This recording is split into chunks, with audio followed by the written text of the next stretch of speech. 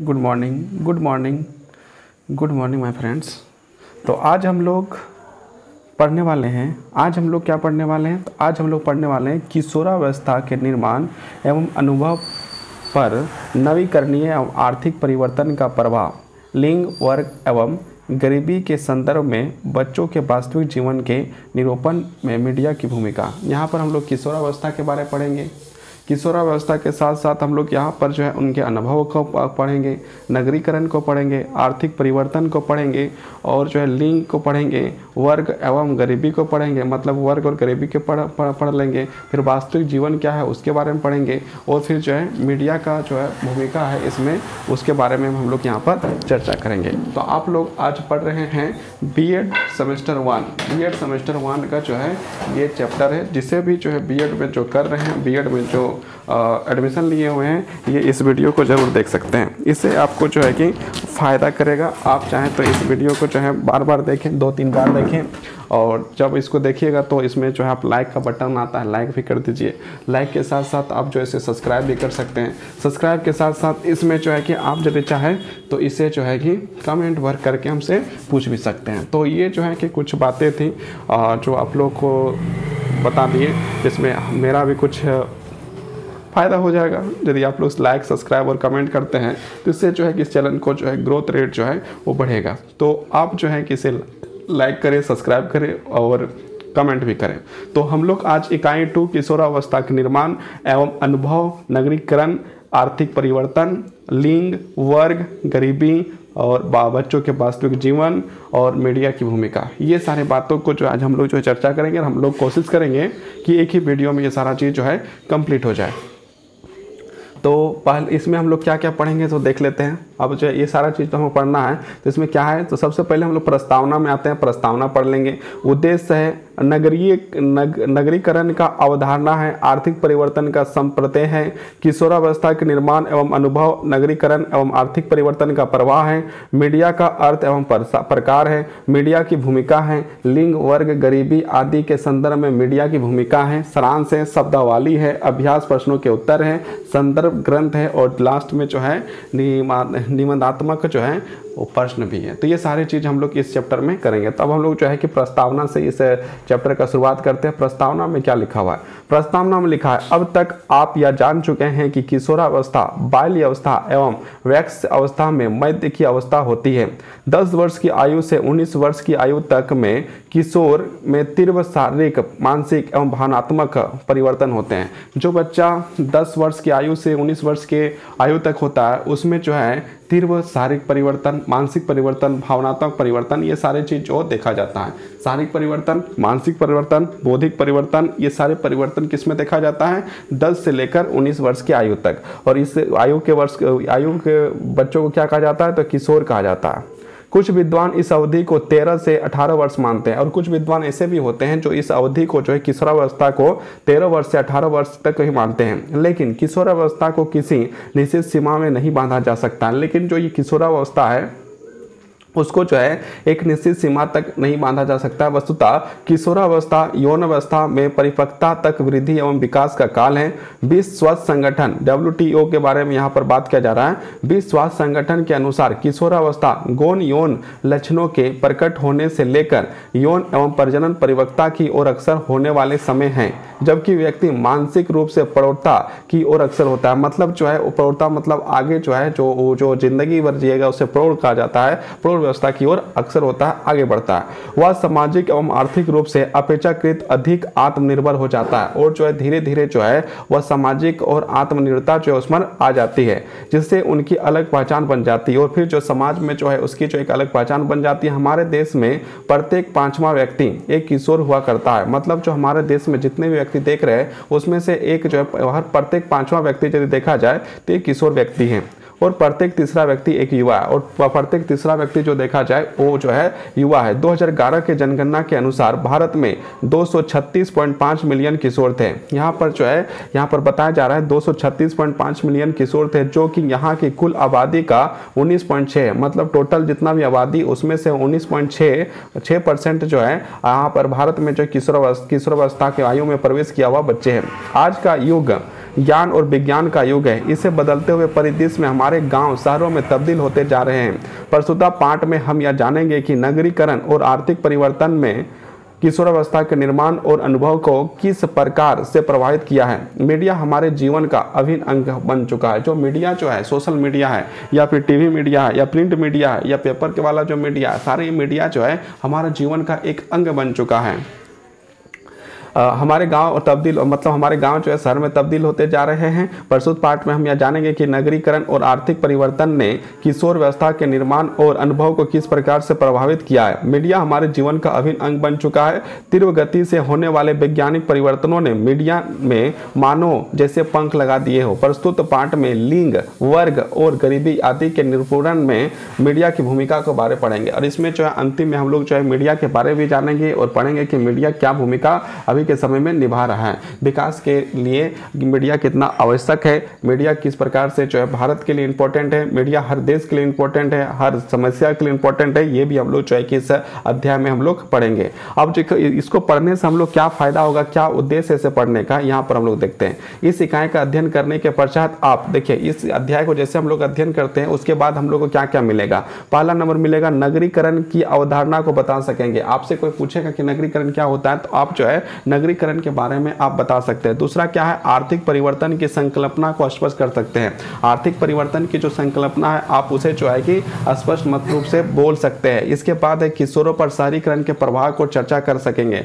आप जो है किशोर पर जो है शहरीकरण का कितना प्रभाव है इस बारे में आप जो है चर्चा कर सकते हैं। किशोरों पर आर्थिक परिवर्तन में पड़ने वाले प्रभाव पर प्रकाश डाल सकेंगे और जो है किशोरों पर जो आर्थिक परिवर्तन है उसको भी जो आप जो है कि उसके बारे में बता सकते हैं। पांचवा आप सीख सकते हैं मीडिया के अर्थ एवं प्रकार को बता सकते हैं। मीडिया के कितने अर्थ हैं, मीडिया के क्या अर्थ है और कितने प्रकार, इसके बारे में आप यहाँ पर से सीख सकते हैं। इसके बाद लिंग, वर्ग, गरीबी आदि के संदर्भ में मीडिया की भूमिका का वर्णन कर सकते हैं। जो लिंग है, वर्ग है, गरीबी है, इसमें जो है आप मीडिया की क्या भूमिका है इसके बारे आप चर्चा कर सकते हैं, बता सकते हैं। तो यहाँ पर हम लोग जो है 2.3 स्टार्ट करते हैं। नगरीकरण की अवधारणा, नगरीकरण का अवधारणा से हम लोग स्टार्ट करते हैं। तो यहाँ पर क्या लिखा हुआ है देखते हैं।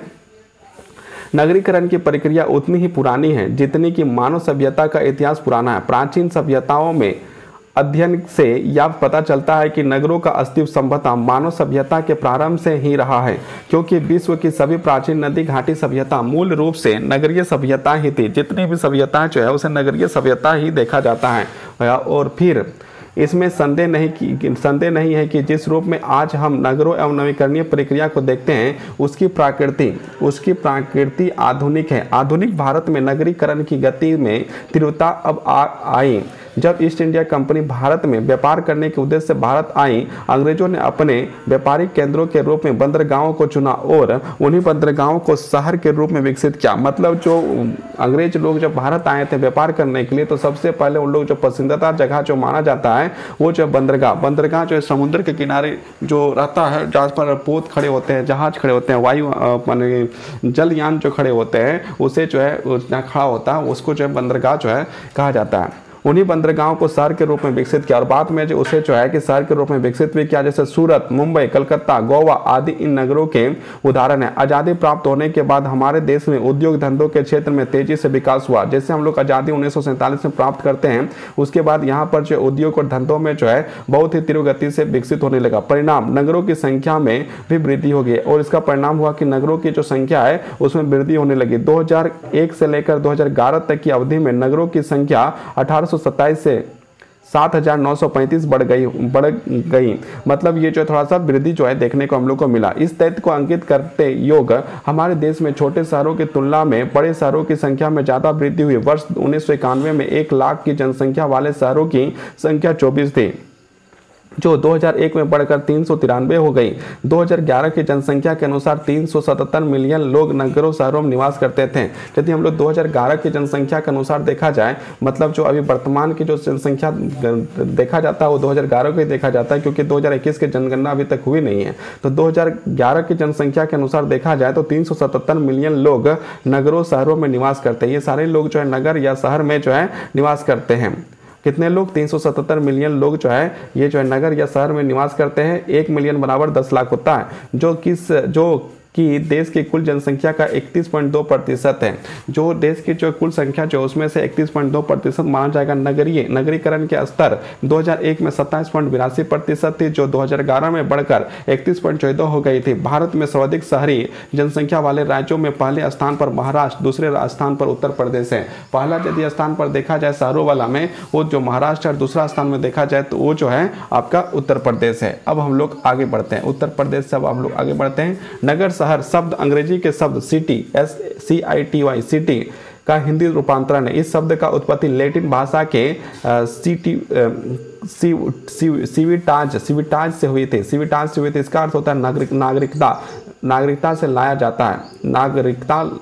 जाता है, जो कि नगर शब्द से ही उत्पन्न है। सामान्य बोलचाल की भाषा में नगरीकरण का अर्थ लोगों का ग्रामीण क्षेत्र से शहरी क्षेत्र में जाकर रहने में से लगाया जाता है। मतलब ऐसे लोग जो है कि ग्रामीण क्षेत्र को छोड़कर वो जो शहर के में रहना जो शुरू करते हैं। नगरीकरण को अनेक विद्वानों द्वारा निम्न प्रकार से परिभाषित किया। जो नगरीकरण को जो है नगर को जो है कि बहुत सारे विद्वान ने जो है अपने अपने विचार रखे, अपने अपने परिभाषाएं दी, अपने अपने अर्थ दिए। तो यहाँ पर देखते हैं किसने क्या परिभाषा दिया। तो सबसे पहले जो है लुईस वर्थ ने कहा गांवों के शहरों में बदलने की प्रक्रिया नगरीकरण कहलाती है। जो गांवों के जो शहर के बनने की प्रक्रिया है उसे जो है नगरीकरण कहा जाता है। किसने कहा था? Louis worth.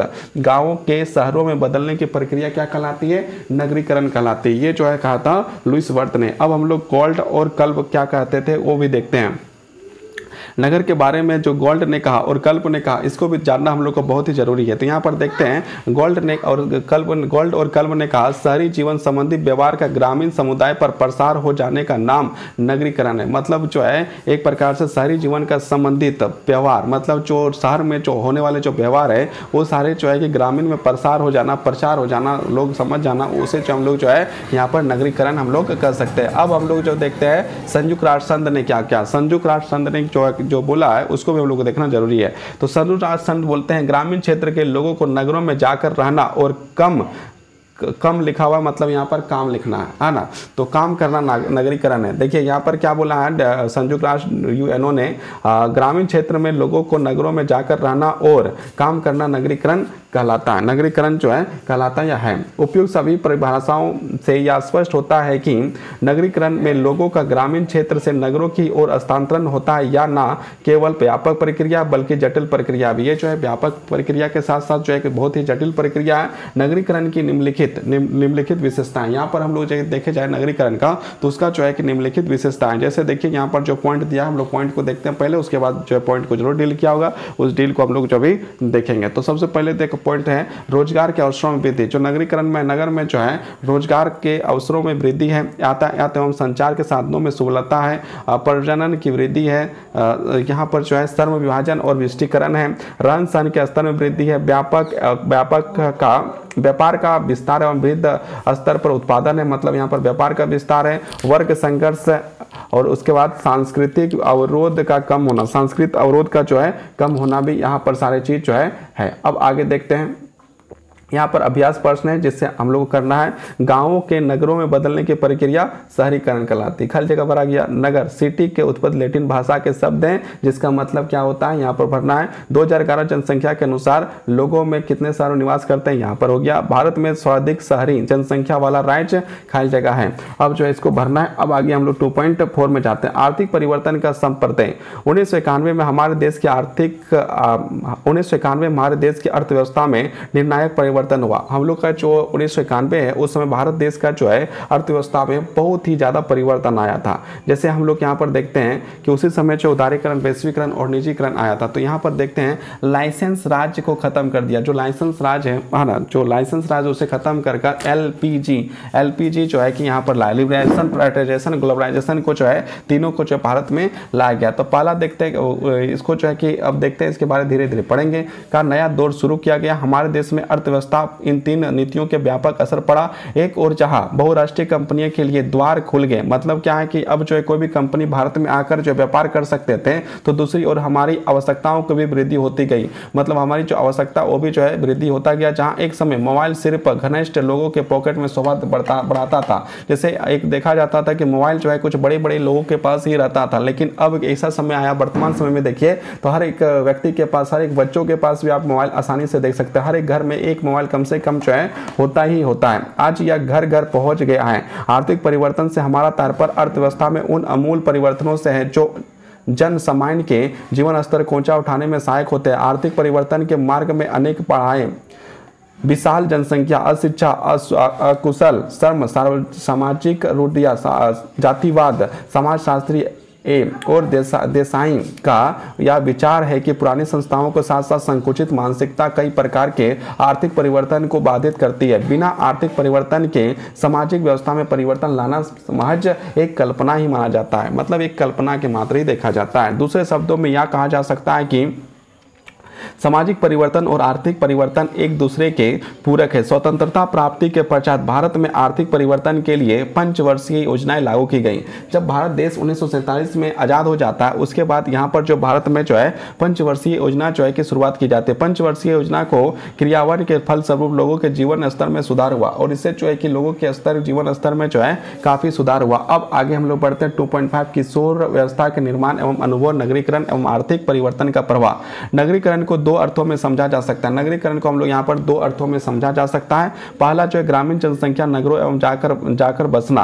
पहला जो है ग्रामीण जनसंख्या जो है वो नगरों में, मतलब शहर में जाकर जो है बैठ जाना, बस जाना, रह जाना, काम करना, रहना, वहीं पर जो है खाना पीना करना, रहना, आवास बनाना, वो जो है ये भी जो है कि नगरीकरण का एक जो है माना जाता है। और दूसरा नगरों का अधिक से अधिक उन्नत होना। नगरों का जो है अधिक से अधिक उन्नत होना मतलब क्या, वहाँ पर जो हॉस्पिटल भी होना, वहाँ पर जो है कि हेल्थ का सारा चीज़ होना, वहाँ पर जो है कि स्वास्थ्य के लिए होना, वहाँ पर जो है फील्ड का होना, वहाँ पर जो है खाने पीने के लिए होना, वहाँ पर जो है मार्केट होना, वहाँ पर जो है किसी वस्तु की आवश्यकता हो तो तुरंत मिल जाना, वहाँ की जो है सड़कें अच्छी होना, ये सारी प्रकार के जो है नगर में हम लोग को देखने के लिए मिलता है। नगरीकरण का दूसरा प्रभाव है समाज के हर वर्ग पर पड़ता है, जिससे किशोर अछूते नहीं होता। और किशोर जब इन सारी व्यवस्था को देखता है, इन सारी व्यवस्था को जहाँ पर जो उनको अच्छा दिखाई देता है, वहाँ पर सबसे बढ़िया दिखाई देता है, वो चीज़ को उसको पसंद आ जाता है। इसलिए जो है कि किशोर जो है अछूते नहीं होते, मतलब किशोर को जो ये पसंद आने लगता है, बहुत ज़्यादा पसंद आने लगता है नगर।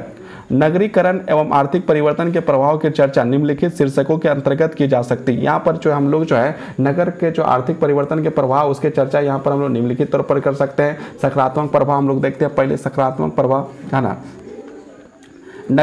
नगरीकरण के कारण शहरों को उनके व्यक्तित्व विकास अनेक अवसर प्राप्त हुए हैं। खेल कूद, सांस्कृतिक कार्यक्रम, कोचिंग क्लासें आदि के माध्यम से उनकी प्रतिभाओं की निखारने की मंच मिला। नगर में आप देखिएगा तो नगर में आपको जो है कि आपको मिलेगा, नगर में आपको मिलेगा, वहाँ पर क्या मिलेगा, खेल कूद, सांस्कृतिक कार्यक्रम। वहाँ पर आप देखिएगा तो वहाँ पर खेलने के लिए जो अलग से एक फील्ड होता है, वहाँ पर बहुत सारे बच्चे आते हैं और वहाँ पर खेलते हैं। वो खेल कूद के लिए एक फील्ड हो गया। तो सांस्कृतिक कार्यक्रम के लिए आपको वहाँ पर आवास मिल जाएंगे, जहाँ पर जो है विभिन्न प्रकार के सांस्कृतिक कार्यक्रम होता है। उसी प्रकार यदि पढ़ने के लिए देखा जाए तो वहाँ पर बहुत सारे लोग जो है कि वहाँ पढ़ने के लिए आते हैं, जिसको हम लोग कोचिंग क्लासेस या स्कूल जो है कि वो व्यवस्था को कहते हैं। तो कोचिंग क्लासेस हो जाए आदि के माध्यम से उनको अपनी प्रतिभाओं को निखारने का मंच मिलता है। इसी से जो है कि प्रतिभाओं को जो है, जो बच्चे जो है अपने प्रतिभाओं को जो निखार पाते हैं, निखारने का जो है कि गुण उसे मिलता है। नगरों के विस्तार के फलस्वरूप शिक्षा का केंद्र, विद्यालय, कॉलेज भी आधुनिक हो गए हैं। मतलब जितने जो आप कॉलेज है, विद्यालय है, वो भी जो धीरे धीरे जो है सारे जो आधुनिकरण होने लगे। और खासकर जो नगर में होते हैं वो जो है कि आधुनिकरण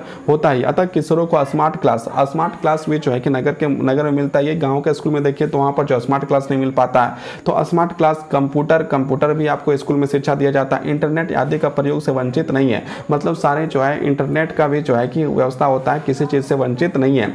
ज्ञान अर्जन का माध्यम केवल ब्लैक बोर्ड एवं किताबें नहीं रह गई। मतलब आज के समय में यदि ज्ञान का अर्जन का जो मात्रा देखा जाए तो उसमें जो है कि सिर्फ जो है ब्लैक बोर्ड या किताबें नहीं रह गई। आज जो है कि सोशल मीडिया भी है, आज जो है टीवी भी, आज जो न्यूज़पेपर भी, आज जो है कि ट्यूशन भी है, आज भी जो स्कूल भी है, सारे जो ज्ञान का एक माध्यम है। स्मार्ट क्लास भी उसमें से एक जो है माध्यम जो है माना जा सकता है। अब लोग यहाँ पर देखते हैं नगरीकरण की वजह से लोगों के बीच भौतिक दूरियां कम होती जा रही। जो भौतिक दूरियां है वो बहुत कम होती जा रही है। सूचनाओं का प्रसार एक स्थान से दूसरे स्थान पर बड़ी तेजी के साथ होता जा रहा है। यही वजह है कि किशोर अपने चारों ओर होने वाले घटनाओं के बारे में दुर्गंत गति से जानकारी प्राप्त होता है। आज किसी प्रकार की घटना कुछ भी हो गई, किस देश में या विदेश में कहीं पर कोई भी घटना हो जाती है तो उसे हम तुरंत ही जान जाते हैं, अपने मोबाइल के माध्यम से, अपने टीवी के माध्यम से या अपने न्यूज़पेपर के माध्यम से हमारे सारा जानकारी जो हम लोग को आ जाता है। ये जो क्या है, एक प्रकार से नगरीकरण ने जो है कि लोगों को जो है आपस में जोड़ने का काम किया है। किशोरों के जीवन में मीडिया भी अहम भूमिका निभाते हैं। जो किशोर होते हैं उसके जीवन में जो है मीडिया का एक बहुत ज़्यादा जो है कि बहुत ज़्यादा भूमिका है। सेक्स से संबंधित किसी भी जानकारी के लिए उन्हें परिवार के किसी सदस्य या मित्रों पर निर्भर नहीं रहना पड़ता है। यदि यहाँ पर देखा जाए तो ये जो है सेक्स से संबंधित किसी भी जानकारी के लिए उन्हें परिवार या किसी सदस्य के मित्रों पर निर्भर नहीं रहना पड़ता। अखबार, पत्र पत्रिकाएं, होर्डिंग्स, पैम्फलेट्स आदि जरिए से सारे विषयों पर उन्हें जानकारी मिल जाती है। ये सारी जानकारी जो है उसे मिल जाती है। अब आगे हम लोग देखते हैं नगरीय जीवन में स्वास्थ्य संबंधी सुविधाएं का भी विकास हुआ है। उन्नत किस्में दवाओं एवं इंजेक्शन आदि के प्रयोग के किशोरिया गर्भ धारण आदि समस्या से बच जाती है। मतलब क्या है कि अब जो है कि हर प्रकार की समस्याओं को हम लोग जो है कि बहुत तीव्र गति से हम लोग समझ जाते हैं, समझ पाते हैं और जो है किसी पर निर्भर रहने की जरूरत नहीं। हर कोई जो है कि आत्मनिर्भर होता जा रहा है। नगरीकरण एवं आर्थिक परिवर्तन के प्रभाव में किशोर अपने व्यवसाय के प्रति ज़्यादा सहज होते हैं। मतलब जो है नगरीकरण और आर्थिक परिवर्तन के कारण से जो किशोर होते हैं वो ज़्यादा सहज होता है कि हमें कौन सा काम करना है, कौन सा काम नहीं करना है, किस में काम करना है, कहाँ जाकर काम करना है, कितना काम करना है, कितना घंटा काम करना है, किस लिए काम करना है। ये सारी बातें जो है एक जो है किशोर जो है जानता है। ज़्यादा से ज़्यादा किशोर अपने घरों या कस्बों में निकल कर उच्च शिक्षा से प्राप्त करने लगे। और आज के समय में जो किशोर जो है वो जो है उच्च शिक्षा प्राप्त करने के लिए विद्यालय महाविद्यालय की ओर जो है कि अग्रसर होते हैं। वे वैवाहिक बंधनों में नहीं बनना चाहते और जो है लगभग जो है बहुत लोग जो है जब तक जो है अपने पैरों में खड़े नहीं हो जाते हैं वो जो वैवाहिक बंधनों में जो मतलब बनना भी नहीं चाहता था। उन्हें किसी हस्तक्षेप की जीवन जीने का मौका अधिक से अधिक मिलता है। मतलब बिना हस्तक्षेप के जो है कि जीवन जीने का मौका जो है बहुत अधिक मिलता है। आजकल के किशोर जल्दी ही परिपक्व होने लगे हैं। आज के जो किशोर होते हैं वो बहुत जल्दी जो परिपक्व होने लगे हैं। उनके यह समझ आने लगा है कि सिर्फ किताबी ज्ञान से पेट नहीं भर सकता। उन्हें यह समझ में आता है कि जो किताबी ज्ञान है उससे जो है पेट नहीं भर सकता है, मतलब अष्टा ज्ञान भी रहना जरूरी है। औपचारिक शिक्षा के दौरान ही किसी न किसी कौशल जैसे फोटोग्राफी, पेंटिंग, संगीत, डांस, कुकिंग आदि के सीख लेने से भी देरी नहीं करते हैं। मतलब आज के युवा जो है फोटोग्राफी भी सीख लेते हैं, पेंटिंग भी सीख लेते हैं, संगीत भी सीख लेते हैं, डांस भी सीख लेते हैं, कुकिंग भी सीख लेते हैं, आदि के सीख लेने में देरी नहीं करते हैं। क्योंकि उनको पता है कि सिर्फ जो है किताबी ज्ञान जो है काम नहीं आने वाला, सारा ज्ञान जो है काम आता है। इसलिए सारे की ओर जो है कि किताबी ज्ञान के साथ साथ क्लासिक ज्ञान के साथ साथ कक्षाओं के ज्ञान के साथ साथ वो जो है बाहर के ज्ञान को भी लेना जो है पसंद करता है। अब हम लोग आगे देखते हैं आगे क्या लिखा है। नगरों में किशोर आपस में अनेक माध्यम से जुड़े रहते हैं। जो नगर में जो किशोर होते हैं वो एक दूसरे से अनेक माध्यमों से जुड़ा रहता है। साथियों के दल के संपर्क होने के कारण प्रतियोगिताओं, परीक्षाओं की तैयारी करने का पर्याप्त साधन उपलब्ध हो जाते हैं। मतलब जुड़े रहते हैं तो लोगों को जो जानकारी मिलते हैं जिसके कारण से वो जो है प्रतियोगिता, परीक्षा में जो है शामिल होने का काम जो है करता है और मतलब सारी जानकारियाँ जो आसानी से मिलती रहता है। अब हम लोग आगे देखते हैं नकारात्मक प्रभाव। नगरीकरण के अंतर्गत ग्रामीण जनता को रोजगार की खोज में शहरों की ओर आना होता है। गरीब परिवारों में बच्चे भी कम उम्र में ही मजदूरी करना शुरू कर देते हैं। मतलब क्या है, गरीब परिवार के जो बच्चे होते हैं उसे जो है कि कमी गरीबी तो दिखता है, लेकिन वो जो है कि जो मतलब काम ना मिलने कारण से या बहुत मजबूरी होने कारण से वो जो है कम पैसा में भी काम करने के लिए तैयार हो जाते हैं और अपना काम जो है वो करने लगते हैं। परिणाम बाल श्रम की समस्या बढ़ जाती है। इससे जो है कि बाल श्रम की समस्या जो है वो घटती नहीं है और जो है बढ़ जाती है। अब आगे हम लोग देखते हैं नकारात्मक प्रभाव। नकारात्मक प्रभाव में और आगे क्या क्या हो रहा है वो चीज़ भी हम लोग यहाँ पर देखने की जरूरत है। उसके बाद देखिए क्या, नगरों में लोगों का आवासीय सुविधाएं मुहैया कराने के लिए बहुत बड़े पैमाने से ऊंची ऊंची इमारतें और भवन बनाए जा रहे हैं। मतलब कि नगर में यदि देखा जाए तो आपको जो गाँव में देखिएगा तो आपको जो है कि आप वहाँ पर देखिएगा तो छोटे छोटे मकान बने होते हैं, लेकिन यही आप नगर में जाइए तो बहुत ऊंचे ऊंचे इमारतें और भवन जो है बने होते हैं जिसमें बहुत सारे फ्लोर होते हैं और उसमें बहुत सारे लोग जो है रहते हैं। इससे बच्चों को खेलने के लिए पार्क का मैदान खत्म होते जा रहा है और इससे जो है कि जो पार्क होता है, मैदान होता है वो खत्म होते जा रहा है। किशोरों के खेल की दुनिया सिर्फ वीडियो गेम्स का कहीं सिमट गई है। आज के किशोर के खेल जो मोबाइल के द्वारा जो है वीडियो गेम या वो जो है सिर्फ जो है मोबाइली खेल में चले गए हैं या कंप्यूटर में खेलने लगे हैं। शारीरिक गतिविधियों के कम होने से किशोरों के स्वास्थ्य में प्रभावित होता है। मतलब उसके जो है कि शारीरिक गतिविधियों से कम होने कारण से उसके स्वास्थ्य में जो है प्रभावित कर देता है। कम उम्र में ही मोटापा के शिकार होते जा रहे हैं जो आगे चलकर बहुत सारी बीमारियों की वजह बन सकता है। नगरीकरण के प्रमुख कारणों से बड़े पैमाने और काल कारखानों की स्थापना की गई है। कल कारखानाओं में प्रदूषण की समस्या जन्म देती है। जितने भी कल कारखाना है उसमें जो आप देखिएगा तो उसमें जो प्रदूषण की एक बहुत बड़ी समस्या होती है। प्रदूषण की वजह से किशोर की सांस लेने संबंधित कई बीमारियां हो जाती हैं, और जहाँ पर प्रदूषण होगा वहाँ पर अस्थमा जैसे बीमारियों का जो है कि बहुत ज़्यादा होता है, जहाँ वहाँ पर इसलिए किशोरों का जो है कि व्यापक रूप से जो है कि बहुत सारे लोग जो है, बहुत सारे किशोर जो है सांस से बीमारी पीड़ित होते हैं। बहुत से लोग जो सांस लेने से संबंधित जो है कई बीमारियों से ग्रस्त हो जाते हैं। नगरों में लोगों की जीवन शैली बहुत जटिल होती जा रही है। नियंत्रण बढ़ती हुई आवश्यकताओं को पूरा करने के लिए प्रत्येक माता पिता कोई ना कोई व्यवसाय रोजगार में लगे रहते हैं। मतलब अपनी आवश्यकताओं, अपने बच्चों की आवश्यकताओं को पूरा करने के लिए माता पिताएं जो है वो जो है पूरी तरह रोजगार में लगे रहते हैं। ऐसे में वे अपने बच्चों को घर पर समय नहीं दे पाते हैं, और इससे जो है कि बच्चे के लिए जो काम करने के लिए बाहर जा रहे हैं वही अपने बच्चों के लिए जो है कि माता पिता जो है कि समय नहीं दे पाते हैं। यदि समय घर में बच्चों को देने लगे तो फिर जो इनकम नहीं होगा, जब इनकम नहीं होगा तो अपने बच्चों को जो विकास नहीं दे पाएंगे, और सही खाना नहीं दे पाएंगे, पौष्टिक आहार नहीं दे पाएंगे, और जो है कि बहुत सारी समस्याएं, अच्छी शिक्षा नहीं दे पाएंगे, जिसके कारण सारे माता पिताएं जो है अपना जो है काम करते हैं और बच्चों को जो है वहाँ पर भी समय नहीं दे पाते। ये भी जो एक प्रकार से नाकामी का ही जो है काम होता है। वो अपने बच्चों को घर में समय नहीं दे पाते। इसका बुरा परिणाम देखने को मिलता है कि किशोर अनेक बुरी आदतों में, जैसे शराब पीना, देखिए बहुत सारे जो है कि अपने पेरेंट्स को जो है कि अपने बच्चों को मतलब समय नहीं दे पाते, जिसके कारण से जो है कि खराब आदतों में से एक आदत जो है शराब पीना है, जुआ खेलना है, सट्टेबाजी करना है, अपहरण, लूटपाट आदि के कुचक्र में फंस जाते हैं। और इससे जो है कि जो बच्चा होता है, किशोर जो होता है, वो जो या तो शराब पीने लगता है, जुआ खेलने लगता है, सट्टेबाजी करने लगता है, अपहरण करने लगता है, लूटपाट करने लगता है। इस प्रकार की समस्या आदि समस्याओं से, बहुत सारी समस्याओं से जूझने लगता है। आजकल किशोरों ने इंटरनेट पर वर्चुअल फ्रेंड्स बनाने के मतलब आज के समय में देखिए फेसबुक में हो या ट्विटर में हो, यहाँ पर मतलब अनेक बड़े प्रकार, उसमें जो वर्चुअल फ्रेंड जो है कि वर्चुअल मतलब जो दूर में बैठा हुआ कहीं पर सामने नहीं है उसको वर्चुअल फ्रेंड कहा जाता है। ऐसे में उन्हें ऐसे माता पिता और परिवार के अन्य सदस्यों से उनकी दूरियां बढ़ती जा रही है, और वर्चुअल फ्रेंड के कारण से जो है माता पिता और समाज के साथ जो दूरियां जो है वो बढ़ता जा रहा है। जिन दोस्तों को उन्होंने कभी देखा और परखा नहीं, मतलब ऐसे दोस्त जो जिसको कभी देखा ही नहीं है, कभी परखा ही नहीं, उन पर जो है अंधा विश्वास करने लगते हैं। इससे अनेक घातक परिणाम होते हैं, जैसे फेसबुक, ट्विटर, व्हाट्सएप, उन जैसे सामाजिक मीडिया पर दोस्ती करके किशोरियों में घर से भागकर शादी करने की घटनाएं सामने आती है। और इसमें जो है कि किशोरियाँ जो है कि अपने घर से फेसबुक के कारण, ट्विटर, व्हाट्सएप, ये जो है कि उसमें दोस्ती करके बात करते करते ऐसा हो जाता है, और एक जो है कि अंधविश्वास हो जाता है।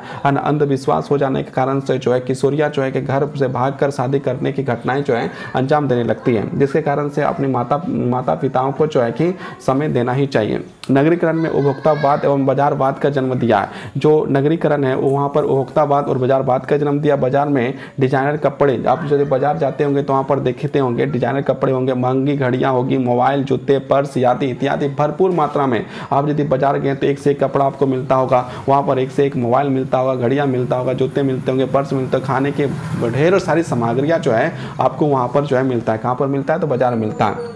इन आकर्षक वस्तुओं को देखकर किशोर उनको प्राप्त करने के लिए लालायित हो उठते हैं। और ये सारी चीज़ जब देखते हैं, एक बच्चा देखता है, किशोर देखता है, तो उसे जो है कि घड़ी पसंद आ जाता है, मोबाइल पसंद आता है, जूते पसंद आते हैं, पर्स पसंद आते हैं, महंगी कपड़े पसंद आते हैं, और इन चीज़ों को जो है कि लेना चाहता है, वो जो है कि उस चीज़ को पहनना चाहता है, वो चीज़ों को खरीदना चाहता है, ये सारी चीज़ को जो है कि खरीदना चाहता है। लेकिन पैसे के अभाव से उन्हें खरीदने के लिए वे चोरी, ठगी, पॉकेट मारी, और जब मान लीजिए उसको बहुत ही ज़्यादा पसंद आ रहा है, बहुत ज़्यादा, और अपने आप को कंट्रोल नहीं कर पाता है और चाहता है कि हमको लेना ही है, तो इसको खरीदने के लिए जो विकल्प निकालता है, विकल्प क्या निकालता है?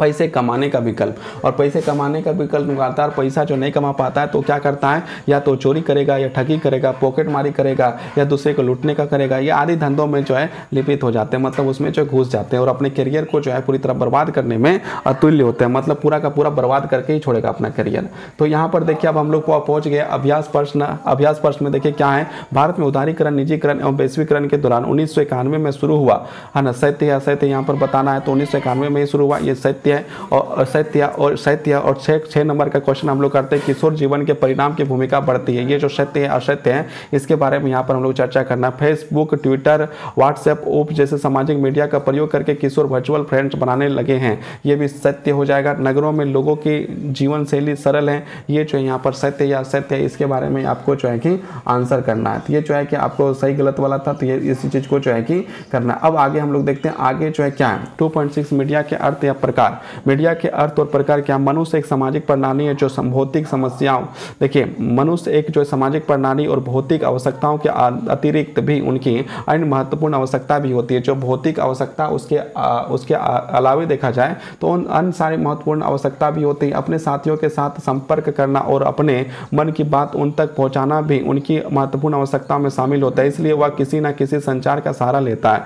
सरल शब्दों में हम यह कह सकते हैं कि किसी सूचना विचार का मनोभाव को दूसरों तक पहुंचाना ही जन संचार है। सभ्यता और संस्कृति के विकास साथ पढ़े लिखे सुशिक्षित जन समुदाय के समय मांग और ध्यान में रखते हुए अपना संदेश दूसरों तक पहुंचाने के लिए अनेक माध्यमों का विकास कर लिया है, जिसे अंग्रेजी में मीडिया कहते हैं। इसे जो है कि हम लोग अंग्रेजी में क्या कहते हैं? मीडिया कहते हैं। मशहूर जनसंचार शास्त्री, यहाँ पर जो एक व्यक्ति है मशहूर जनसंचार शास्त्री है, उसका नाम है मार्शल मैकलुहान ने कहा था माध्यम ही संदेश है, माध्यम ही जो है संदेश है। उनके इस कथन से माध्यम के सार्थकता का अंदाज लगाया जा सकता है। सूचना प्रौद्योगिकी के इस युग में संपूर्ण विश्व का ग्लोबल विलेज बन गया। संपूर्ण विश्व को एक गांव बनाने में मीडिया की भूमिका बने, मतलब संपूर्ण विश्व को जो है हम लोग जो है कि गांव बना दिए मीडिया के माध्यम से। यही कारण है कि यह लोकतंत्र का चौथा स्तंभ ही नहीं कहा जाता है, मतलब ये जो मीडिया को चौथा स्तंभ ही नहीं कहा जाता है,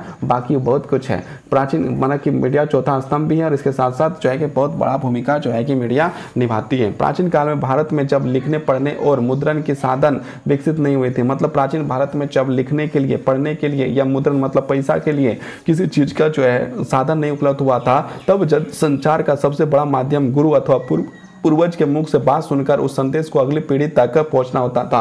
मतलब उस समय जो है कि क्या होता है कि गुरु जो अपने शिष्य या आप पूर्वज के बातों से जो है कि सारे ज्ञान को आदान प्रदान किया जाता था। कालांतर में लेखन का प्रचलन होने पर भोजपत्रों पर लिखकर संदेश पहुंचाए जाते थे। उसके बाद जो है कुछ दिन बाद या कुछ देर बाद जो है भोजपत्र का समय आया और भोजपत्र में जो है कि संदेश को जो है एक जगह से दूसरे जगह पहुंचाया जाता था। यह प्रथा हमारे देश की बड़ी कारगर सिद्ध हुई और ये जो भोजपत्र वाला जो है ये बहुत कारगर सिद्ध हुई। इसी के बदौलत वेद पुराण आदि हम सब पहुंच सके। बाद में गुप्त काल में शिलालेखों आदि में सहायता से कुछ ऐसी धार्मिक और राजनीतिक सूचनाएं भी धातुएं और पत्रों पर उकरी जाती है। मतलब क्या है, जब गुप्तकालीन देखा जाए तो शिलालेख मतलब पत्तलों में लिखा हुआ था, उसे शिला मतलब पत्थर और पत्थर में लिखा हुआ था शिलालेख हो गया।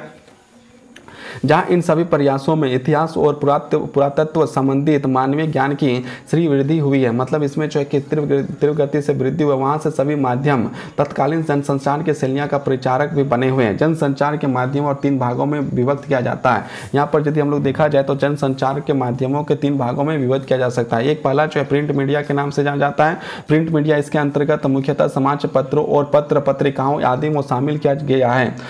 ऐसा कहा जाता है कि 1640 चीन में प्रकाशित होने वाले पेंटिंग गजट संसार का पहला समाचार पत्र था। मतलब यहाँ पर जो है कि बताया जा रहा है 1640 ईस्वी में चीन में प्रकाशित होने वाला पेंटिंग गजट जो है संसार का सबसे पहला समाचार पत्र जो है माना जाता है। भारत में मुद्रण का प्रचलन 6 सितंबर 1556 ईसाई धर्म के प्रचार करने के उद्देश्य से किया गया था। धार्मिक साहित्य छपाने के लिए गोवा में एक प्रेस खोला गया था। जो भी कुछ मुद्रित हो जाता था उसे सावधानी से पढ़ा जाता था और कई बार पढ़ा जाता था। इसका दिमाग पर अस्थायी प्रभाव पड़ता था और यही कारण है कि मैकलुहान ने इसे गरम माध्यम कहा था। भारत में मीडिया की शुरुआत तब हुई जब 1780 में जॉन्स ऑक्सटन ने बंगाल गजट नामक एक पहला समाचार पत्र निकाला। भारत में समाचार पत्र पढ़ने वाले की संख्या 2002 में 150 मिलियन थी, जो 2014 में 264 मिलियन बढ़कर हो गई। अब आगे हम लोग देखते हैं।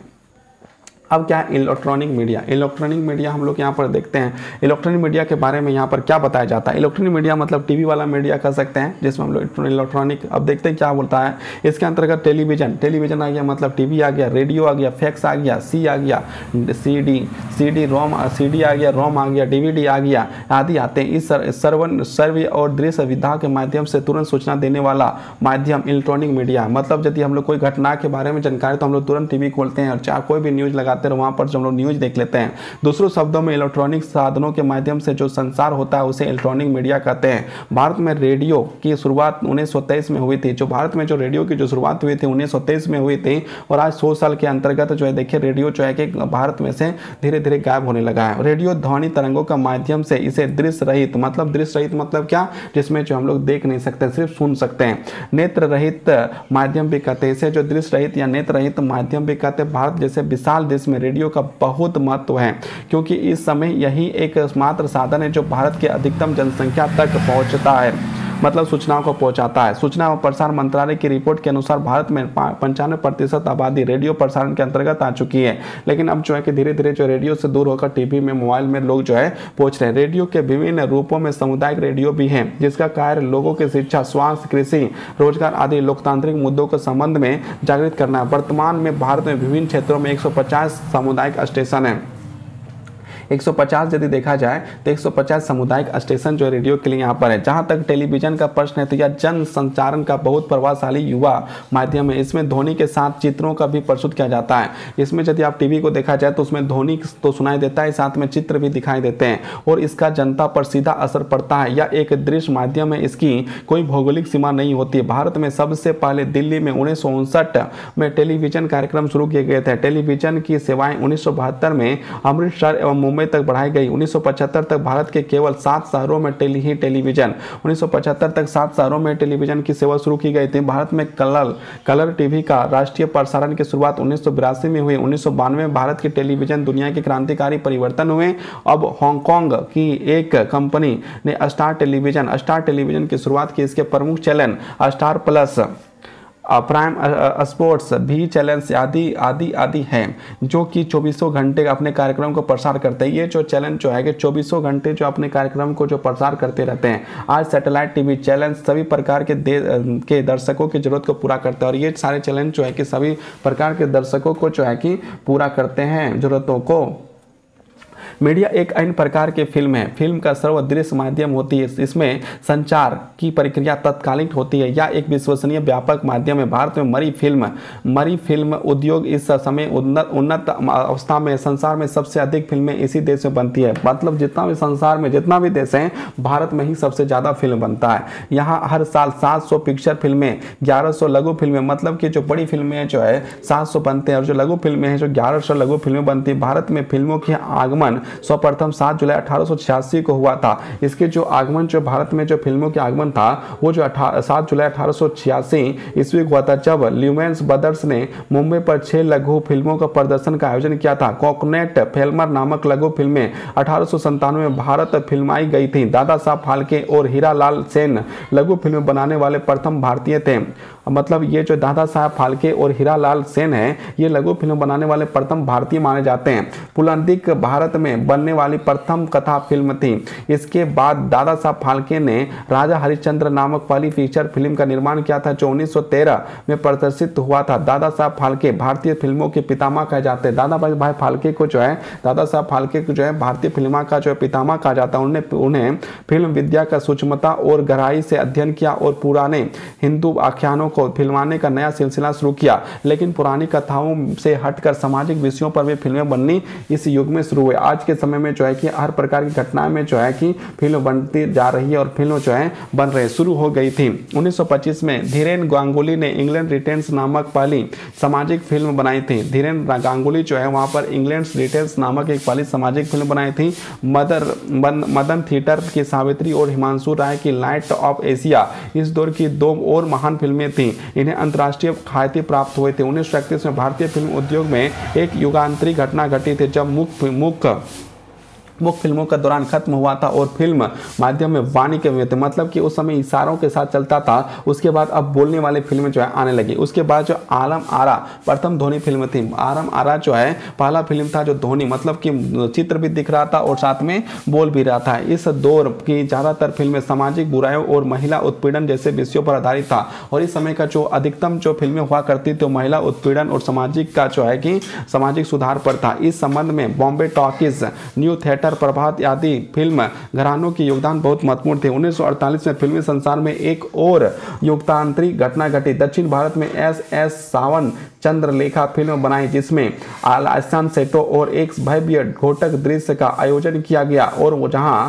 बॉक्स ऑफिस फार्मूला फिल्मों के निर्माण की शुरुआत की। कालांतर में बड़ी बजट और एक से अधिक सितारों वाली अन्य फिल्में बनने लगी और जो प्रक्रिया अभी भी जारी है। आज भी जो है कि हम लोग देखते हैं तो ये प्रक्रिया अभी भी जो है जारी है। मतलब फिल्म जो है बनते होते हैं और जो है कि समय में जो देखिए हर एक सप्ताह 1.5 सप्ताह में जो है 2 से 3 फिल्में जो आ जाती है। मतलब कि बहुत सारी फिल्में जो है कि हमें जो है देखने के लिए मिलती है और बहुत अच्छे अच्छे फिल्म भी आते हैं, सामाजिक आते हैं। ये सारी चीज़ भी जो यहाँ पर बताया गया है। अब हम लोग जाते हैं न्यूज मीडिया। न्यूज मीडिया में देखा जाए तो न्यूज मीडिया क्या है? न्यूज मीडिया संचार का वह संवाहक है, स्वरूप है जिसमें इंटरनेट का उपयोग करते हुए हम podcast, RSS field, social network, Facebook, माई space, tweets, blogs, wikis, text messaging इत्यादि का उपयोग करते हुए पारस्परिक संवाद को स्थापित करता है। प्रिंट मीडिया, न्यूज मीडिया जो है ये सारी चीज़ों को कर लेता है। यह संवाद माध्यम बहुत संचारण संवाद का रूप धारण कर लेता है, जिसमें पाठक, दर्शक, श्रोता तुरंत अपनी टिप्पणी न केवल लेखक प्रकाशों के साझा कर सकते हैं बल्कि अन्य लोगों भी प्रसारित संचालित विषय वस्तुओं पर अपनी टिप्पणी दे सकते हैं। या ये टिप्पणियां एक से अधिक भी हो सकती है, अर्थात बहुता सहज टिप्पणियां पर परिचय और परिवर्तित हो जाती है। उदाहरण के लिए, उदाहरण आप फेसबुक को ही ले लीजिए। अभी जो हम लोग को उदाहरण जो फेसबुक को यदि ले लें तो फेसबुक में आज जो है कि वीडियो भी दिखता है, मैसेज भी कर सकते हैं, चैटिंग भी कर सकते हैं, अपना न्यूज़ भी डाल सकते हैं। जो भी आपको करना है फेसबुक में, ये दोस्त भी बना सकते हैं, दोस्तों से संपर्क कर सकते हैं। ये सारी घटनाएं जो है फेसबुक में होती है। तो यहाँ पर क्या बातें हो रही है फेसबुक के बारे में, यहाँ पर हम लोग देखते हैं। तो यहाँ पर क्या लिखा है? विषय वस्तु। तो यहाँ पर क्या है? माध्यम में बहुत संवाद का रूप धारण लेते हैं, जिसमें से पाठक, श्रोता तुरंत अपनी टिप्पणी न केवल लेखक, प्रकाशक साझा कर सकते हैं बल्कि अन्य लोग भी प्रसारित संचारित, मतलब आप यदि चाहें तो उसको चाहे कि प्रचार कर सकते हैं, प्रसारित कर सकते हैं, अपने विचारों को रख सकते हैं, सारी न्यूज को देख सकते हैं। जो आपको करने के चाहे आप कर सकते हैं। विषय वस्तु पर अपनी टिप्पणियां दे सकते हैं और जो विषय वस्तु उसमें अपने वाक्यों को, अपने शब्दों को रख सकते हैं। यह टिप्पणियां एक से अधिक भी हो सकती है, अर्थात बहुसंख्यक टिप्पणियां परिचार परिवर्तन हो जाती है। उदाहरण आप फेसबुक को ही ले ले। उदाहरण जो हम लोग फेसबुक में लेते हैं, यदि आप कोई संदेश प्रकाशित करते हैं और बहुत से लोग आपकी विषय वस्तु पर टिप्पणी देते हैं तो कई बार पाठक वर्ग परस्पर परिचर्चा आरंभ कर देते हैं और लेखक एक अधिक टिप्पणियां को उत्तर देता है। न्यूज मीडिया वास्तव में परंपरागत मीडिया का संशोधित रूप है। जो न्यूज मीडिया जो है या न्यू मीडिया बोलिए, न्यूज मीडिया नहीं है, न्यू मीडिया। न्यू मीडिया जो है वास्तव में परंपरागत मीडिया को मतलब जो परंपरागत न्यूज मीडिया हुआ करती थी वही न्यू मीडिया जो आज का न्यू है, जो परंपरागत को थोड़ा सा संशोधित रूप है, थोड़ा सा परिवर्तन रूप है, जिसमें तकनीकी क्रांतिकारी परिवर्तन पर नया रूप सम्मिलित है। नया रूप जो है यहाँ पर इससे सम्मिलित है। भारत में इंटरनेट का यूजर्स की संख्या तेजी से स्थापना हो रही है। यहाँ पर 121 मिलियन लोगों का तक इंटरनेट तक पहुँच गई है, चूंकि है जो कि कुल जनसंख्या का करीब 10%। आज के समय में यदि देखा जाए 2022 के समय में तो ये जो है कि 10% नहीं, हमको लगता है कि 60-70% जो पहुंच गया होगा। दुनिया के सभी इंटरनेट यूजर्स देश में भारत का हिस्सा 3% है।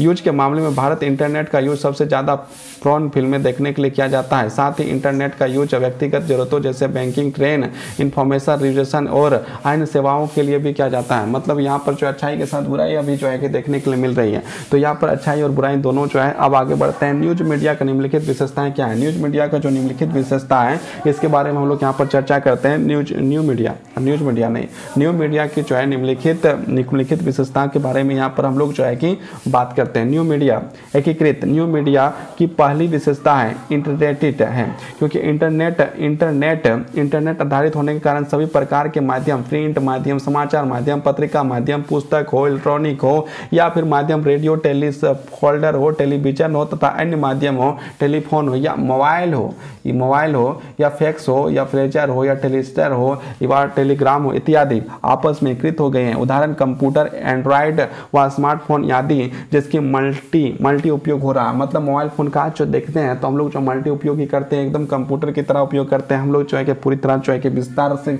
करते हैं। हम लोग उसमें न्यूज भी देखते हैं, उसमें हम लोग अच्छा भी देखते हैं, उसमें खराब भी बहुत लोग देखते हैं, जिसमें अभी हम लोग को ऊपर में चर्चा भी हुआ। अब देखिए डिजिटल देखते हैं। यहाँ पर न्यू मीडिया की दूसरी विशेषता है, इसमें उपभोक्ता को गुणात्मक संगीत सुनने, मतलब यदि संगीत सुनने का मन किया तो संगीत सुन लो, है ना। मनपसंद टेक्स्ट तलाश करने वाले, उसे संशोधित करने वाले सहूलियत मिलने लगी है। शाब्दिक दृष्टि डिजिटल शब्द निर्माण अंग्रेजी शब्द का अंग के साथ हुआ है। कहने का तात्पर्य यह है कि न्यू मीडिया की संपूर्ण सागरिता डिजिटल में होती है, मतलब जितना सब डिजिटल होती है। उदाहरण में इंटरनेट रेडियो बजाने हुई घुमाकर स्टेशन सर्च करने की जरूरत नहीं पड़ती है, बल्कि निर्धारित डिजिटल वाले स्टेशन कोड लिखकर सर्च करते ही प्रसारित कार्यक्रम सुनाई देने लगती है। अब हम लोग यहाँ पर बात करते हैं सहभागी क्या न्यू मीडिया की तीसरी प्रमुख विशेषता है इंटरएक्टिव से तात्पर्य के दो चरणीय संचार प्रक्रिया। न्यू मीडिया पर प्रसारित सामग्री टेक्स्ट आधारित हो गया है, ऑडियो वीडियो के रूप में सभी के अंतर में अपने पाठकों, श्रोताओं और दर्शकों को तत्काल अपनी प्रक्रियाओं को व्यक्त कर सहभागी बनने की सुविधा होती है। मतलब हम लोग को किसी प्रकार का कुछ भी मतलब व्यक्त करना हो तो हम लोग जो है फेसबुक के माध्यम से या ब्लॉग के माध्यम से या बेस पोर्टल के माध्यम से इत्यादि कई माध्यम से हम लोग जो है कि अपने विचारों को जो है हम लोग जो है कि अपना रख देते हैं। कहाँ रख देते हैं? मीडिया में रख देते हैं। कौन सा मीडिया? सोशल मीडिया में रख देते हैं, जिसे हम लोग सोशल मीडिया के नाम से जानते हैं।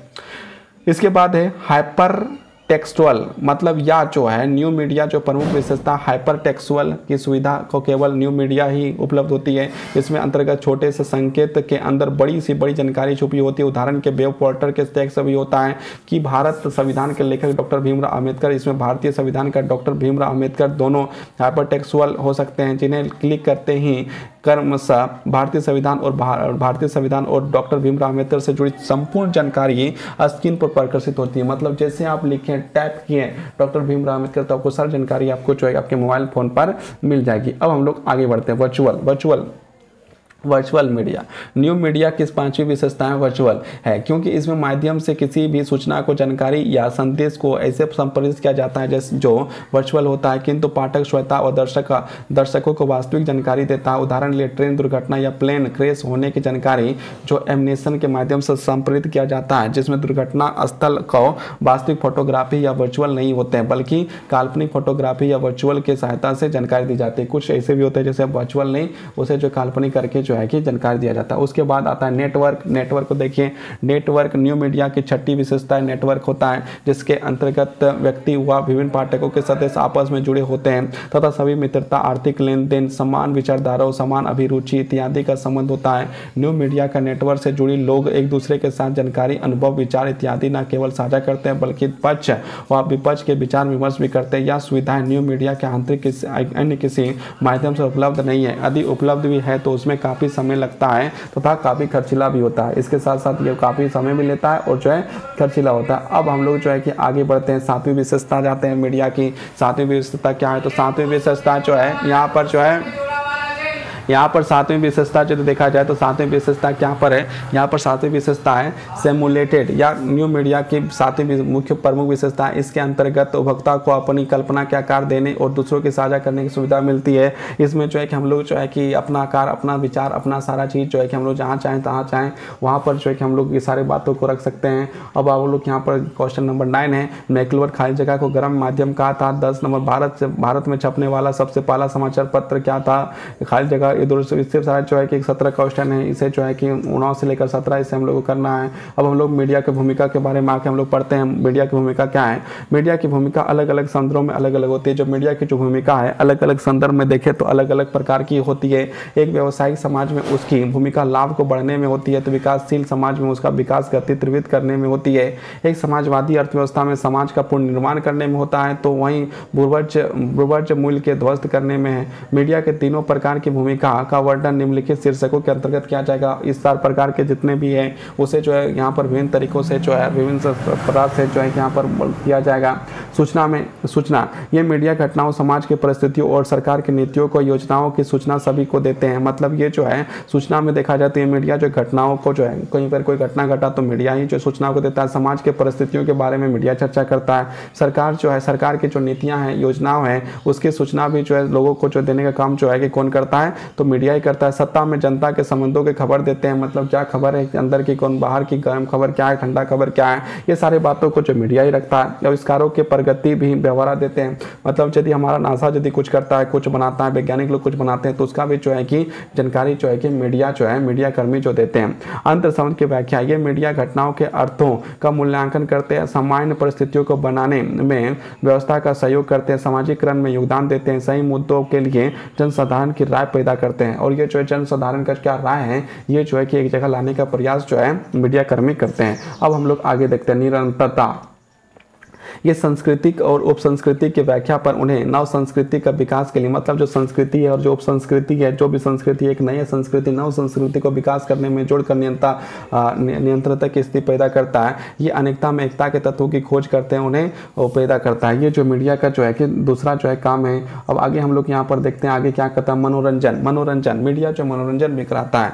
मनोरंजन क्या है? ये मीडिया जनसाधारण के मनोरंजन विविधता को रोचक कार्यक्रम बनाते हैं। ये सामाजिक तनावों को कम करने के लिए अपना योगदान देते हैं और साथ में जो सामाजिक में हो रहे व्यक्तिगत तनाव या फिर जो भी तनाव उसे कम करने के लिए काम कौन करता है? तो मीडिया कर्मी जो है यहाँ पर इसमें भी काम करता है। गतिशीलता एवं विकास पर भी काम जो है कौन करता है? तो मीडिया कर्मी जो है यहाँ पर भी काम करता है। गतिशीलता एवं विकास, ये राजनीतिक प्रगति, आर्थिक विकास, युद्ध और धर्म के उच्चतर गतिशील विकसित मूल्यों को स्थापना के लिए नियमित होता है। यहाँ पर देखिए राजनीतिक जितने भी कार्यक्रम होते हैं ये मीडिया कर्मी जो यहाँ दिखाते हैं। प्रगति क्या, हमारे देश में जो प्रगति हो रहा है उसके बारे में चर्चा होता है। आर्थिक विकास क्या हो रहा है उसके बारे में चर्चा करता है। युद्ध और धर्म, युद्ध यदि हो रहा है जैसे अभी हम लोग वर्तमान में देखें जो यूक्रेन और जो रूस में जो युद्ध हो रहा है उसके बारे में कौन न्यूज सूचना दे रहा है? तो मीडिया वाला ही दे रहा है। धर्म और उच्च स्तर गतिशील एवं विकसित मूल्यों का स्थापना करने का भी अभियान जो देता है कौन देता है? ये सारे काम जो है मीडिया कर्मी ही जो करते हैं, ये जो न्यूज चैनल ही करते हैं। अब हम लोग जो है क्वेश्चन मतलब कि जो है पॉइंट नंबर 2.8 लिंग, वर्ग एवं गरीबी आदि के संदर्भ मीडिया की क्या भूमिका है इसके बारे में हम लोग यहाँ पर चर्चा करेंगे। तो हमारे जीवन में मीडिया में मजबूत पकड़ बना लिया, इसे लोकतंत्र का चौथा स्तंभ माना जाता है।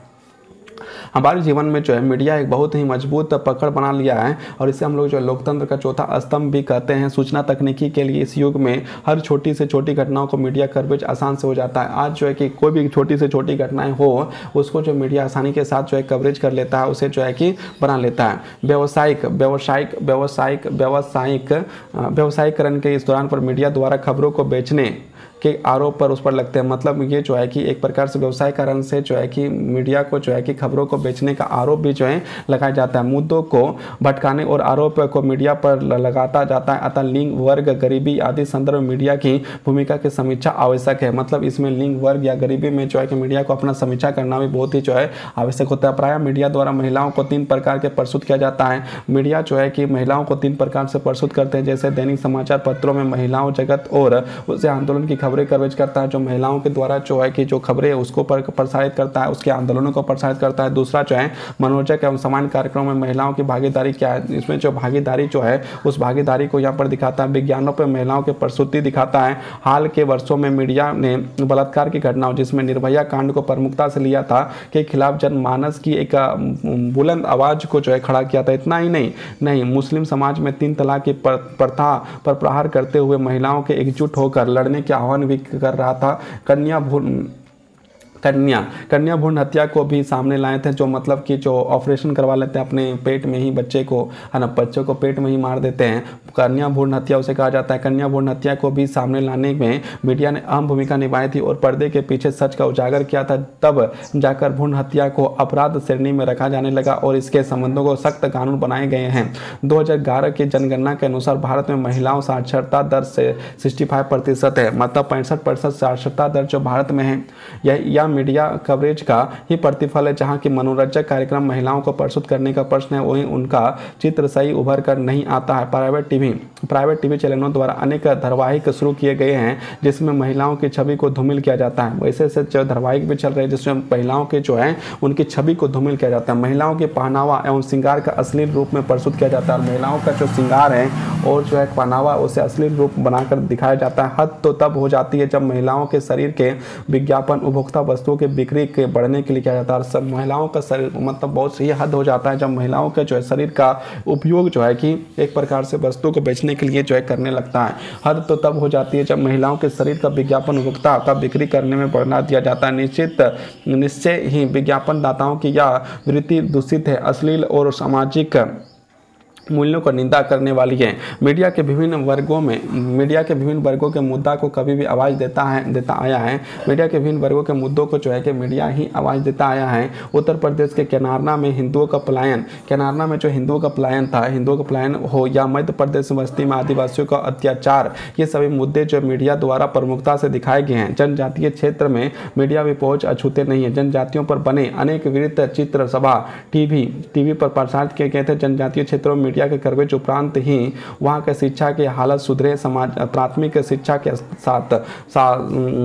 शिक्षा के साथ ही जनजातीय विश्वविद्यालय के खुलने और उच्च शिक्षा उन क्षेत्रों में जोड़ा जा रहा है। लिंग के संदर्भ में मीडिया ने सावधानी और विवेकपूर्ण ढंग से कवरेज किए। ट्रांसजेंडर को जो है अब समाज में नई पहचान मिली है। टीवी पर दिखाई जाने वाला धारावाहिक शक्ति अस्तित्व में आसास किन्नरों का एक समाज स्वीकृति दिलाने में सम्मिलित था। बच्चों की समस्याओं को भी मीडिया ने अपने कार्यक्रम में जगह दी थी। अभिनेता आमिर खान द्वारा निर्देशित धारावाहिक सत्य में जैते में ने बच्चों की समस्या का नया मंच दिया और सरकार और जनता के दोनों के सोचने के मजबूर कर दिया। मतलब सरकार और जनता एक दूसरे को जो है कि सोचने लगी और जो इसमें काम करने का भी काम किया। फिल्म जगत का योगदान अत्यंत ही महत्वपूर्ण है। तारे जमीन पर, ब्लैक, काबिल आदि फिल्मों को निःशक्त लोगों की समस्याओं और को संजीवता को पेश किया गया। गरीबी उन्मूलन और गरीबी का समस्याओं का मुसीबत करने वाले मीडिया का योगदान भुलाया नहीं जा सकता है। स्लम बस्तियों पर स्वास्थ्य, शिक्षा, पेयजल, रोजगार, राशन कार्ड को बनाना, सस्ते में अनाज का वितरण, इन सभी को भी विसंगतियां हैं उसे मीडिया द्वारा समय समय पर दिखाया जाता है। ये सारे जो खबरें जो है कि मीडिया के द्वारा समय समय पर जो है दिखाने का काम करता है और जो है लोग इसे देखकर जो जागरूक होते हैं, समझदार होते हैं और बातों को समझते हैं और इसमें जो है काम करने का भी जो है अपना रहते हैं। रसोई गैस के संबंध में उज्ज्वला योजना अभी जो है कि प्रधानमंत्री मोदी के द्वारा जो है जो निकला एक योजना है जिसका नाम है प्रधानमंत्री यहाँ पर उज्ज्वला योजना। बैंकिंग के संबंधों में प्रधानमंत्री जन धन योजना, ये सभी मीडिया के द्वारा ही घर घर तक पहुंचा गया। इसका जो प्रचार के माध्यम से जो है घर घर पहुंचाने का काम किया और प्रधानमंत्री मोदी के द्वारा ये अच्छी योजनाएं जो है कि घर घर तक पहुंचे भी हैं। बाल श्रम और बंधुआ मजदूरी के खिलाफ मीडिया ने जब कमर कस ली तो व्यापक पैमाने पर बदलाव नजर आया और कोर्ट में भी आदेश जारी करके कहा कि वर्ष से कम उम्र वाले बच्चों की मजदूरी कराना अपराध श्रेणी में रखा जाएगा।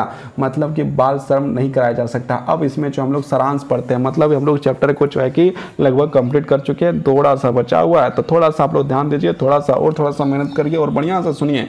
और ये जो है लास्ट हो चुका है। अब हम लोग क्वेश्चन आंसर की ओर जो है बढ़ेंगे। तो सारांश इसका क्या निकला, जो हम लोग इतना जो पढ़े और इतना समझे तो इसका सारांश क्या निकला इसको हम लोग देखते हैं। तो इस इकाई का अध्ययन करने के उपरांत आप सभी यह जान चुके होंगे कि किशोरावस्था क्या है। इसको पढ़ने के बाद आप लोग इस बात को समझ गए कि किशोरावस्था क्या है। दूसरा क्या है, नगरीकरण से आपको क्या है ये समझ गए। नगरीकरण और आर्थिक परिवर्तन कौन कौन से विशेषता बताएं तो ये भी आपको समझ में आ गया होगा। और किशोरावस्था के निर्माण पर उनकी क्या प्रभाव पड़ता है ये भी समझ में आ गया होगा।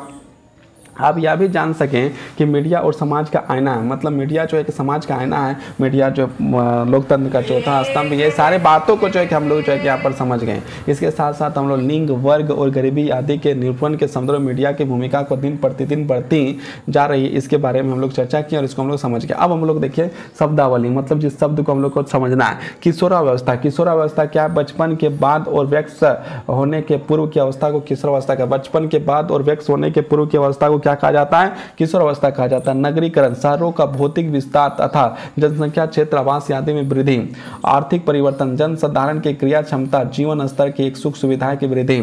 मीडिया, संचार व्यवस्था में माध्यम। न्यू मीडिया संचार का वह संदात्मक स्वरूप है जिसमें इंटरनेट का उपयोग किया जाता है। न्यू मीडिया में जो इंटरनेट का उपयोग किया जाता है। अब हम लोग जो है आगे बढ़ते हैं, आगे देखते हैं 2.11 अभ्यास प्रश्न के उत्तर। यहाँ बताना है, नगरीकरण बताना है, सिटीजन बताना है। 31.2% महाराष्ट्र साहित्य ये जो है कि आपको आंसर जो वहाँ पर जो हम लोग कर दिया था उसका सबका आंसर लिखा हुआ है। आंसर जो आप लोग देख सकते हैं, साहित्य है, प्रिंट मीडिया है, बंगाल गजट है, रेडियो है, 1959 है, पितामह है, 1991 इंटरनेट है, 3 है। जो 17 क्वेश्चन हम लोग आलम आ रहा है, जो 17 क्वेश्चन जो था टोटली उधर का वो सारा का सारा यहाँ पर जो इसका आंसर लिखा हुआ है। तो इसका आंसर यदि आपको नहीं आता होगा तो यहाँ से आप देख के उसको जो हम लोग कर सकते हैं, हम लोग जो है यहाँ पर कर सकते हैं।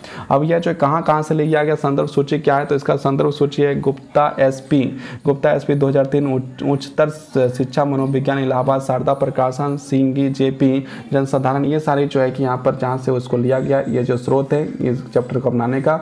अब जो निबंधात्मक प्रश्न जो है निबंधात्मक प्रश्न जो है वो यहाँ पर देखिए। तो यहाँ पर क्या पहला क्वेश्चन, नगरीकरण एवं आर्थिक परिवर्तन से आपका क्या आश्रय है। मतलब नगरीकरण और आर्थिक परिवर्तन से आपका क्या आश्रय है, इसके बारे में आंसर करना है। किशोरों पर नगरीकरण और आर्थिक परिवर्तन से क्या प्रभाव पड़ता है इसके बारे में चर्चा करना है। मीडिया से आप क्या समझते हैं इसके बारे में चर्चा करना है। मीडिया के प्रकारों की चर्चा करें, मीडिया की भूमिका का उल्लेख करें, लिंग, वर्ग और गरीबी के निर्मूलन में मीडिया कहां तक सफल हुआ, इसके बारे में चर्चा करिए, उचित उदाहरण द्वारा स्पष्ट करें। ये सारे काम जो है कि आपको करना है। अब हम लोग यहाँ पर आगे बढ़ते हैं, आगे का चैप्टर देखते हैं। आगे हम लोग का है इकाई 4 जो हम लोग कल करेंगे। इकाई 4 में क्या लिखा हुआ है, बच्चे एवं किशोरियों के जीवन वास्तविकता में समग्र विश्लेषण। तो ये जो है कि हम लोग जो है किशोर और किशोरियों के जो है के बारे में जो है कि हम लोग विश्लेषण करेंगे, लेकिन कब करेंगे, कल करेंगे। तो आज का क्लास समाप्त हुआ। आपको यदि वीडियो अच्छा लगा तो आप इस वीडियो को लाइक करें, कमेंट करें, और जब लाल बटन दिख रहा है सब्सक्राइबर का तो उसको जो है कि सादा कर दें, मतलब कि उसको दबाकर जो है कि